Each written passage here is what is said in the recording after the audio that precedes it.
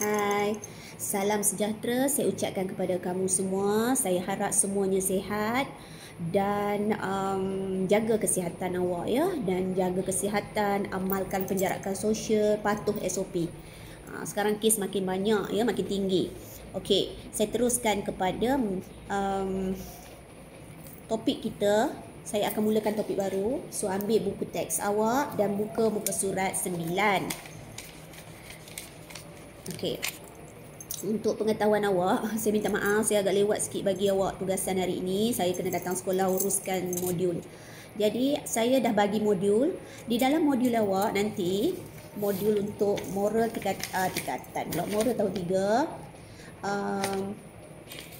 Dalam tu ada saya letak segala-gala yang kita dah belajar di topik 1 termasuk dengan topik baru hari ini. Jadi ulang kaji topik 1 dan masuk sedikit topik baru untuk hari ini. Yang hari ini saya bagi.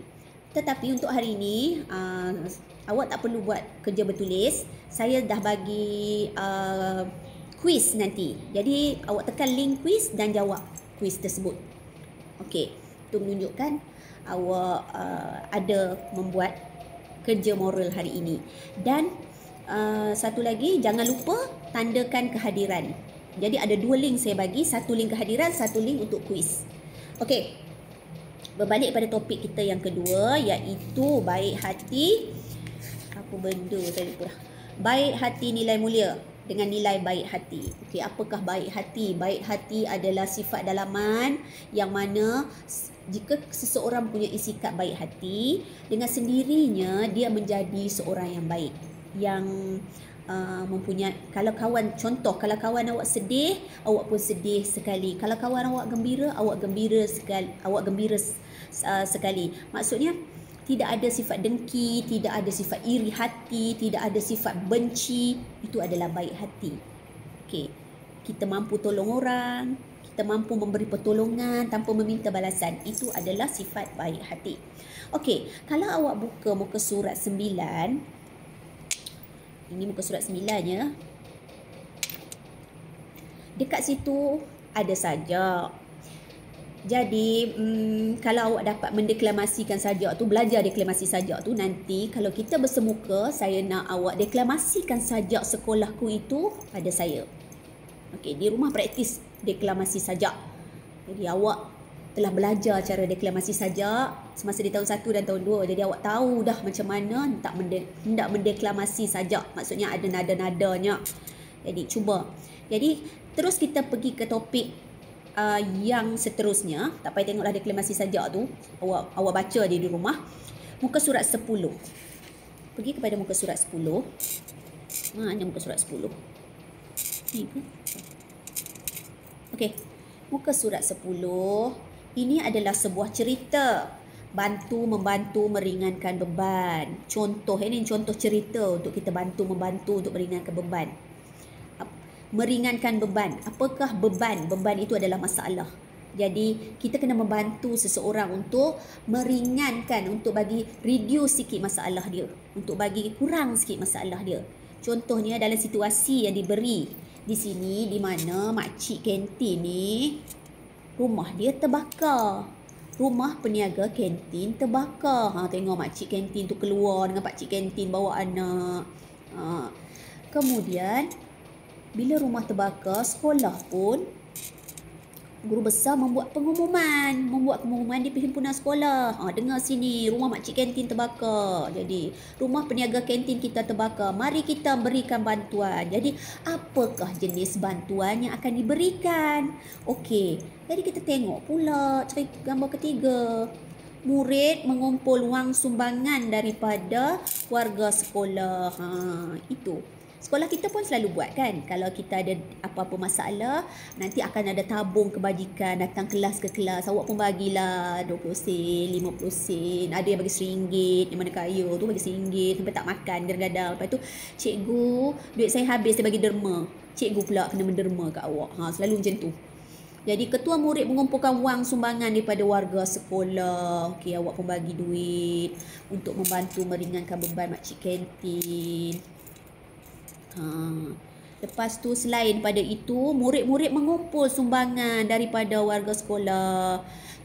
Contoh sumbangan yang boleh awak kumpul adalah, tengok macam ni, baju-baju terpakai. Baju-baju terpakai. Ni baju-baju terpakai. Kenapa bulatan saya banyak sangat ni? Sekejap ya.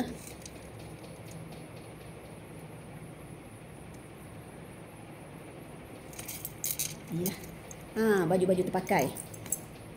Baju-baju terpakai, kalau awak nak beri bantuan, kadang-kadang awak dah terlebih banyak baju yang tak boleh dipakai dia di rumah. Jadi apa salahnya kalau awak bagi bantuan? Kadang-kadang orang yang dekat luar sana baju dia selai saja. Yang kena bangsa banjir ke, baju semua habis. Hanyutlah, kotor. Jadi awak yang lebih baju tu, bagi je baju tu kat dia orang. Baju yang awak tak boleh pakai. Tapi janganlah bagi baju yang koyak rabak. Kan, kalau kita nak bagi dekat orang sesuatu benda, bagi benda tu yang elok. Yang masih elok, yang awak rasa boleh dipakai. Janganlah bagi yang macam roti jala tu. Dah angkat-angkat sekarang penuh lubang-lubang. Janganlah macam tu, kesian kan. Bagi baju terpakai, maksudnya baju yang awak dah pakai tapi masih elok. Baju, seluar, kasut yang awak rasa awak dah tak nak pakai. Macam saya ada banyak baju yang saya tak nak pakai, saya sedekahkan kepada orang miskin. Cantik orang miskin pakai baju saya elok-elok lagi, saya bagi. Jadi kadang-kadang saya keluar ke Taipei ni, saya tengok macam baju saya, saya tahulah tu adalah tu orang baju. Kan? Satu lagi, awak boleh juga bagi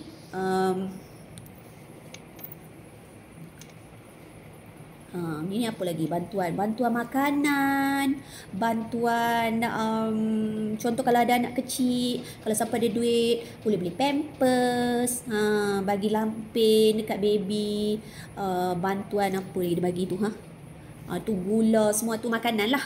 Jadi 3 keperluan asas yang kita dah belajar, makanan, tempat tinggal dan pakaian. Awak boleh bagi apa jua dalam bentuk keperluan asas, awak boleh bagi untuk membantu meringankan beban, bukan sahaja orang yang ditimpa musibah tetapi juga kepada orang miskin. Bagi, itu baik hati kita boleh bagi apa saja yang kita, bukan apa saja yang kita ada, apa saja yang kita mampu bagi, kita bagi untuk meringankan beban mereka. Okey. Dan macam sekolah ni, kalau awak tengok macam sekolah yang makcik kantin dia terbakar ni, dia orang bukan saja bagi bantuan tu, dia orang juga buat rumah baru dekat makcik kantin tu. Bagus sekolah ni kan, tolong bina balik rumah dia yang terbakar tu. Dan kat sini makcik kantin pun berasa terharu. Perasaan terharu tu adalah perasaan sedih bercampur gembira. Sedih sebab orang ambil berat, sedih sebab ada ditimpa musibah, dan gembira. Tetapi gembira sebab ada orang sanggup memberi bantuan. Kita akan rasa terharu bila kita terlalu memerlukan bantuan, orang bagi. Kita akan rasa terharu. Satu perasaan yang saya pun tak boleh nak cerita perasaan terharu tu macam mana. Perasaan yang rasa dihargai, itu terharu. Okey, lepas itu, selain daripada benda-benda ni, selain daripada membantu macam ni, awak juga boleh, contoh lain, membantu mengemas perpustakaan. Untuk sekolah lah. Awak bantu pengawas pusat sumber, kadang-kadang awak pergi beri bantuan untuk mengemas perpustakaan sekolah awak, supaya perpustakaan awak tidaklah berselerak, senang nak cari buku. Jadi awak pun gembira masuk dalam perpustakaan untuk membaca buku. Betul tak? Kalau buku berselerak, awak pun tak erti nak cari, awak nak ke masuk? Awak pun tak nak masuk. Okey, selain daripada itu, bantu guru. Bantu guru angkat buku. Okey, cikgu datang sekolah setiap hari. Macam cikgu datang sekolah, ada murid-murid yang datang secara sukarela. Cikgu nak bawa apa? Apa cikgu rasa? Terharu sangat. Jadi cikgu pun bagi dia bawa barang, bawa barang cikgu. Jadi maksudnya dekat situ murid itu mempunyai sikap baik hati dan simpati, empati pada cikgu. Dia tengok cikgu bawa barang banyak, dia pun datang nak beri bantuan untuk angkat barang cikgu, bawa masuk bilik guru. Bagus tak sikap macam tu? Bagus. Lepas tu Selain daripada itu, bantuan yang dapat awak bagi adalah membersihkan atau memastikan tandas bersih. Kalau tandas awak bersih, maka awak pun rasa selesa lah nak membuang air kecil dan besar awak tu. Kalau tandas kotor, awak rasa selesa tak? Tak selesa. Ya. Jangan amalkan sifat pengotor ya. Sifat pengotor awak tu tolong jangan amalkan. Sebab kalau awak kotor, maksudnya awak tak sihat. Jadi pastikan awak bersih. Kuman tidak suka orang yang bersih. Kuman suka orang kotor. Manusia kotor, kuman suka. Itu jadi banyak penyakit. Sebab tu, awak kena jadi orang yang pembersih. Semua agama menerapkan nilai kebersihan. Maksudnya semua agama tidak suka penganut dia pengotor. Okey? Jadi pastikan. Di antara bantuan dia, awak boleh bersihkan tandas awak. Ni bantuan di rumah. Tolong mak awak. Tolong bapa awak. Bantuan yang boleh awak buat. Tolong lap tingkap, tolong sapu sampah, tolong lap habuk, tolong sapu sawang. Lepas tu ada orang tanya cikgu, sawang tu apa? Cikgu, sawang tu sarang labah-labah. Labah-labah buat sarang dekat-dekat. Kalau awak tengok keliling awak, tengok rumah awak je. Awak tengok ada tak sarang labah-labah buat. Labah-labah dia buat sarang. Dia nak hidup. Tapi kena buang lah. Kalau tidak kotor rumah awak. Lap habuk dekat meja tu. Tengok meja awak. Awak ambil meja awak buat macam ni. Awak tengok tangan awak. Ada tak habuk? Maksudnya kalau ada habuk tu, maksudnya dah lama lah meja awak tu tak berlap. Tolong sapu sampah. Tolong lap tingkap. Mak awak mesti terharu kalau tengok anak dia rajin. Bagusnya anak saya. Tiba-tiba rajin. Mesti nak duit ni. Mak awak cakap. Tapi awak kena bantu mak awak dengan ikhlas. Mak tak nak duit. Saya bantu dengan ikhlas. Puan Syahira kata, orang yang bantu dengan ikhlas tu adalah orang yang baik hati. Saya baik hati, mak. Apa perasaan mak awak? Terharu. Kalau anak saya buat kerja rumah tanpa meminta balasan, saya terharu. Rasa nak menangis ni. Jadi awak buatlah macam tu. Mak awak mesti terkejut. Sesekali, bagilah mak awak happy, rehat. Mak awak bukan orang gaji nak kena buat semua kerja rumah. Bapa awak pun bukannya tukang kebun nak kena buat semua kerja rumah. Kerja kat luar, menyangkui lah, tanam bunga lah, sapu sampah lah. Tolong sesekali. Okey? Sesekali lah. Tolong. Tiap-tiap hari lagi bagus. Okey. Selain itu, awak boleh juga membantu warga tua ataupun orang tua melintah jalan. Orang tua, dia nak lintah jalan, mata dia tak nampak. Jadi, awak tolonglah dia lintah jalan sebelum dia kena langgar. Okey. Ataupun ada orang sakit, tolong tolak kursi roda dia. Kan orang tua ataupun bapa awak ataupun datuk awak, tolong. Kalau tak ada orang nak tolak kan, kesianlah kat dia dah tua. Itu adalah bantuan yang boleh awak beri kepada sesiapa yang memerlukan bantuan. Sikap prihatin awak tu yang penting. Prihatin tu adalah dia tengok saja satu benda ada masalah, dia tahu apa yang nak buat. Itu adalah sikap prihatin. Contoh dia, okey, berjalan di kantin, lepas tu awak nampak ada macam pinggan jatuh ke sampah ke, ambil, kutip, angkat penutup tong sampah, buang sampah. Ini sampah di kantin, tong sampah tu ada tutup, awak buang atas tutup tong sampah tu, punya malas nak buka. Jangan malas. Malas adalah sikap yang tak baik, pemalas. Dia ada perbezaan di antara manusia yang bodoh dan manusia yang malas. Seseorang yang tak berapa pandai, saya tak mau cakap bodoh lah, seseorang yang tak berapa pandai, tapi kalau dia rajin, dia akan menjadi pandai satu hari nanti. Tetapi kalau dia tak pandai, pemalas pula, sampai tua lah dia akan jadi tak pandai tu.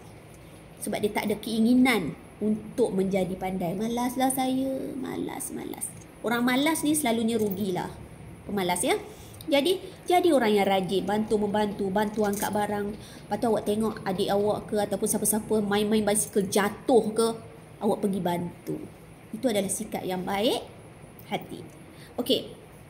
Sampai situ saja saya nak bagi pun untuk hari ini punya pembelajaran.